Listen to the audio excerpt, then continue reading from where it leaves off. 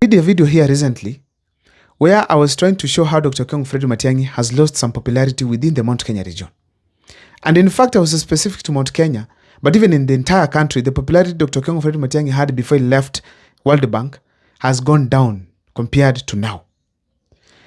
And when I read through the comment section, I noticed that people are very ignorant on the current reality, which we need to take into consideration and help us to make better decisions.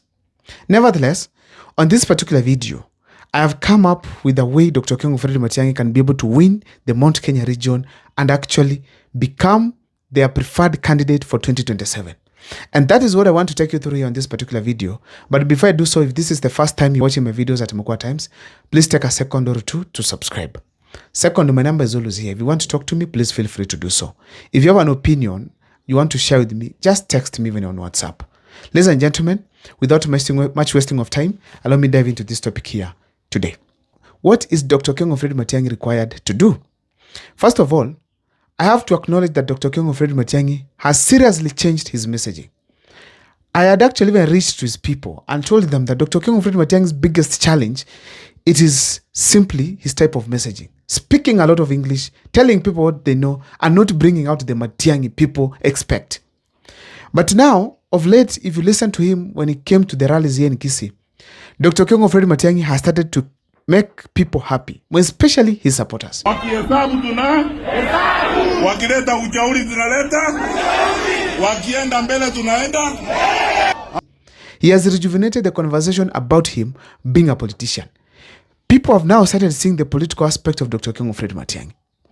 When you go to Western Kenya, Dr. Fred Matiang'i made the best speech there, I can state it here, than Kalonzo Musyoka and the others there. Mambo yote tunafanya hapa sio sarakasi, kwa sababu wakati wa uchaguzi wa mwaka wa 2022 watu walisunguka Kenya hii yote wakiambia story, kupiga story huko, kusema mambo mingi, bottom up, what not.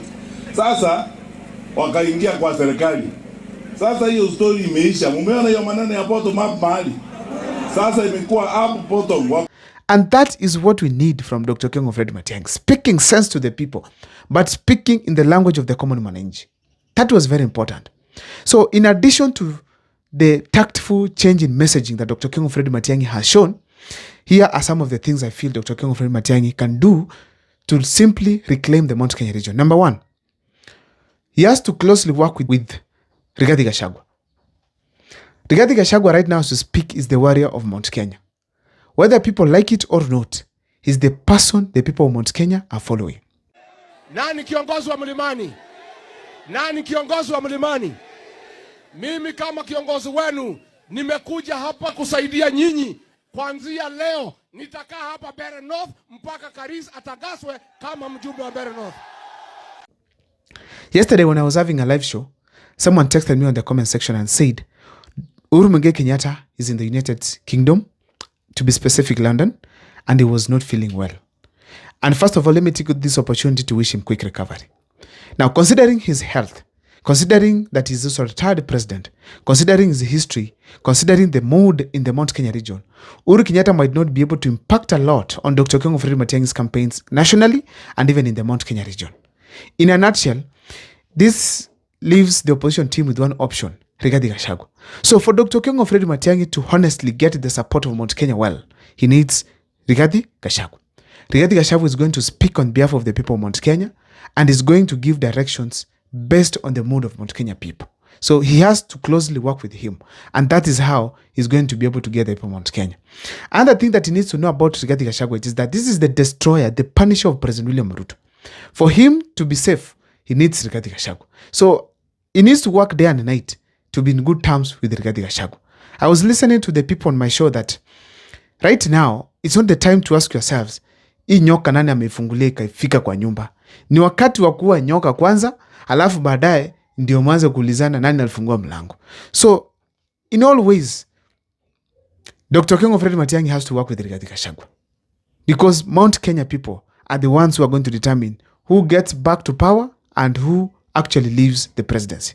Number two, it is the handshake between Uhuru Muigai Kenyatta and Rigathi Gachagua. If that handshake occurs, and Uhuru Kenyatta publicly embraces Rigathi Gachagua, They are even seen at Ishaweri walking around, even at Waminyoro, or maybe having dinner somewhere, or maybe a photo of Rigathi Gachagua visiting Uhuru Kenyatta in the United Kingdom, if he's there. That will create a good mood in the Mount Kenya region. And the enmity that had started against Dr. Okengo Fred Matiang'i will eventually subside. And Matiang'i will have a soft spot within the Mount Kenya region. I said that in that video that I did where people felt like I was not correct. I said that Dr. Okengo Fred Matiang'i is not hated, but because of Jubilee and Uhuru Kenyatta, by default, he becomes an enemy. That's basically what happened. So if Jubilee and Uhuru Kenyatta are now the friends of Gachagua and the friends of the people of Mount Kenya, then eventually Dr. Okengo Fred Matiang'i finds himself in also the same category. He's loved, liked, and supported. So that is another way that Dr. Okengo Fred Matiang'i can be able to gain back the Mount Kenya region. Another thing that Dr. Okengo Fred Matiang'i needs to do, which is actually the best, it is by consolidating the rest of the country. Right now, as we speak, there is no opposition leader who has come out and proven to the people of Kenya that he has the entire nation. He can be able to get support nationally. Go do campaigns in Western Kenya, do in Turkana, do at the coastal region, do in Western Kenya, go back to Northeastern, come back to Nyanza. No politician has done that so far. And the support Dr. Stephen Kalonzo Musyoka has, it's majorly from the Mount Kenya region, Kamba region, and it's moving slightly to other parts of the country, like Luoland, of course. So if Dr. Okengo Fred Matiang'i decides today to go for the votes or support in the other parts of this country, like the coastal region, which the opposition is yet to venture there seriously, get back to Luo Nyanza, go back to Western Kenya. If he gets to all these parts, I'm pretty sure that Dr. Okengo Fred Matiang'i will get huge support that can be able to influence the thinking of the Mount Kenya region. Mount Kenya will be able to look at it from this angle. Kalonzo Musyoka has not proven that he can be able to get support or maybe galvanize support across the nation. Dr. Okengo Fred Matiang'i has done the same. Then Matiang'i looks to be more serious than Kalonzo Musyoka. And the mood will shift slowly. You know, Dr. Stephen Kalonzo Musyoka became the favorite of Mount Kenya right now because of two things. One, his decision making. He ensures that in whatever situation that he finds himself, he ensures that he's in the right side of the people of the Mount Kenya region. So when someone from Mount Kenya has been abducted, Dr. Stephen Kalonzo Musyoka is in court fighting for them. When Ricky G is to be impeached, Dr. Stephen Kalonzo Musyoka instructs his MPs to vote against the impeachment. When Ricky G needs an ally, Dr. Stephen Kalonzo Musyoka ensures that he has positioned himself. Whenever Ricky G looks right, he sees him. Looks left, he finds him there. Looks forward, he finds Dr. Stephen Kalonzo Musyoka. So the decision-making of Dr. Stephen Kalonzo Musyoka placed him at a good angle for the people of the Mount Kenya region. So they're able to see him as a good gentleman. But when it comes to independency in terms of support across the country and campaigns, Dr. Stephen Kalonzo Musyoka is yet to achieve. So equally, Dr. Okengo Fred Matiang'i is yet to achieve, but he has started.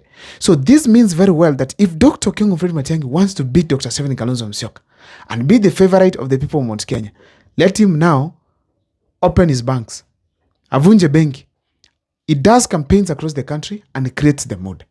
That is the best way he can be able to reclaim his support in the Mount Kenya region. I don't know what is your take, but that is my video there and there. On the comment section, you can be able to share with me on what you think about Dr. Okengo Fred Matiang'i's ability to get the Mount Kenya votes. On the comment section, please, for those who are from Mount Kenya, can you support Dr. Okengo Fred Matiang'i if he does these things that I've said here? On the comment section, feel free to share with me your opinion. Thank you so much for watching. My name is Abel Mukwa.